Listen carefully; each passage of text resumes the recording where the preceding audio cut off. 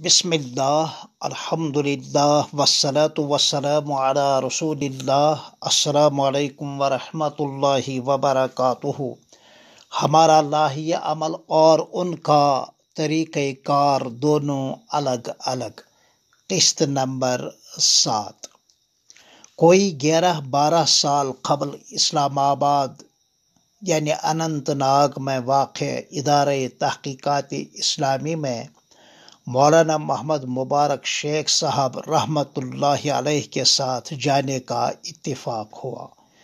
مولانا مبارک صاحب حال ہی میں انتقال کر چکے ہیں، اللہ ان کی بال بال مغفرت فرمائے۔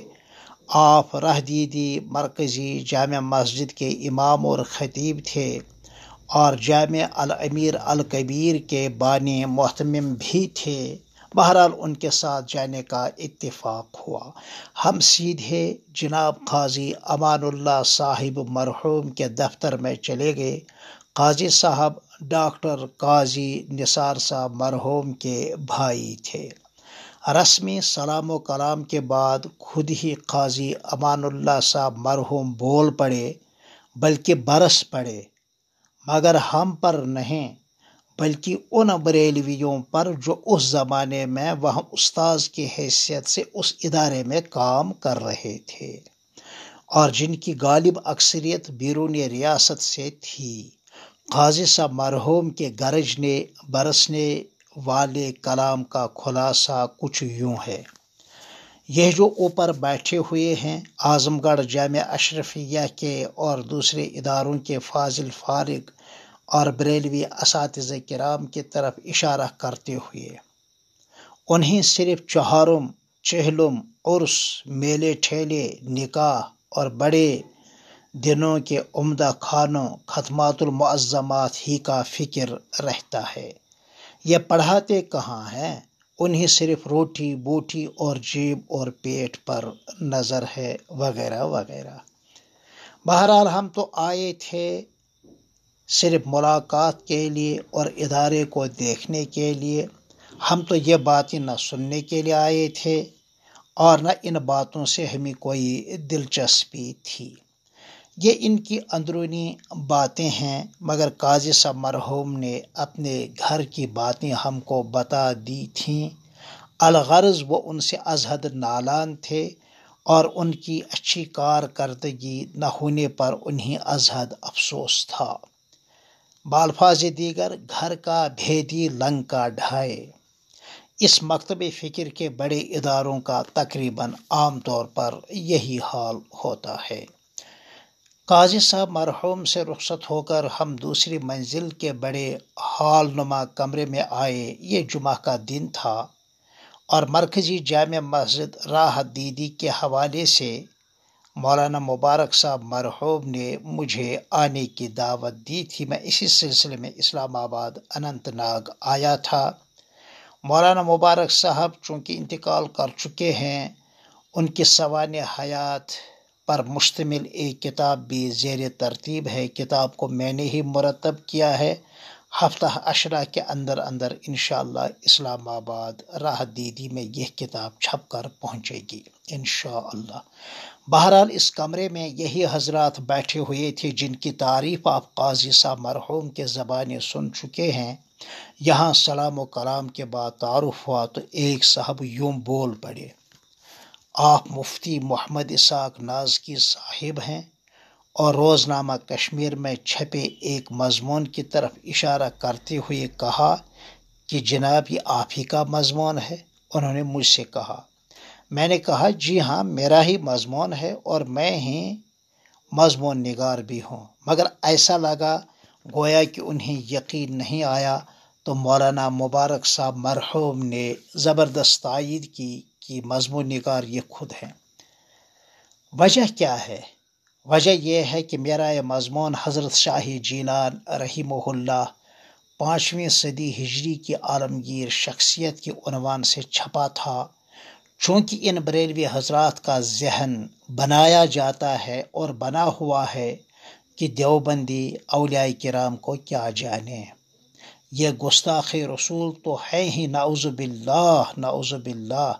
اس کے ساتھ ساتھ یہ اولیاء کرام کو بھی نہیں مانتے ہیں، صحابہ کو بھی نہیں مانتے ہیں، اور اہل بیت کو بھی نہیں مانتے ہیں۔ یہ اتنا جھوٹ ہے کہ جھوٹ بھی کہے کہ میں اتنا جھوٹا نہیں ہوں۔ پھر جو صاحب مضمون کو اپنے سامنے انہوں نے پایا تو انہیں تعجب ہوا۔ یہ حادثہ ہے، غلط فہمی بریلوی حضرات کو ہوا ہے، اور جان بوجھ کر ان کو اس غلط فہمی میں ڈالا جاتا ہے۔ بہرحال یہ جمعہ کا دن تھا اور ماہ ربیع الثانی۔ اس کے بعد انہوں نے کہا کہ آج ہمیں اسی موضوع پر بیان کرنا ہے، اس لیے ہم یہ تسلی بخش مواد سے بھرپور مضمون پڑھ رہے تھے۔ مضمون میرا، مطالعہ ان کا۔ اس کے بعد انہوں نے مجھ سے کہا آپ اپنا مبارک فون نمبر اپنے مبارک قلم، یعنی میرا قلم بھی مبارک بنا، میرا فون نمبر بھی مبارک بنا، لکھ کر دے دیجئے۔ بہرحال میں نے لکھ کر دے دیا، اور ہم دونوں سلام اور مصافحہ کر کے وہاں سے نکلے۔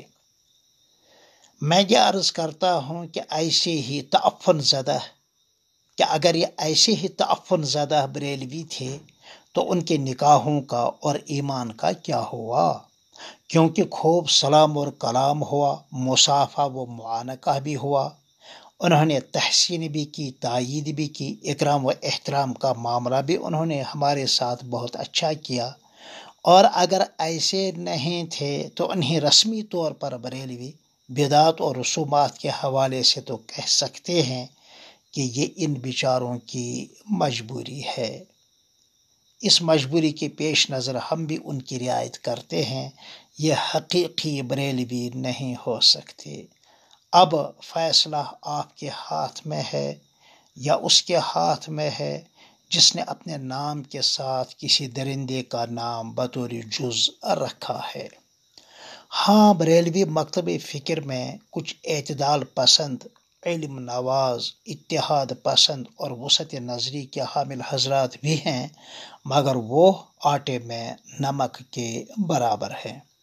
چنانچہ خانوادہ اعلیٰ حضرت مولانا احمد رضا خان صاحب کے خاندان کے مولانا توصیف رضا صاحب ایک مرتبہ دارالعلوم دیوبند سربلند آئے، یہاں کا انتظام اور انصرام کو دیکھا، اساتذہ اور طلباء کا نظم اور ڈسپلن دیکھا۔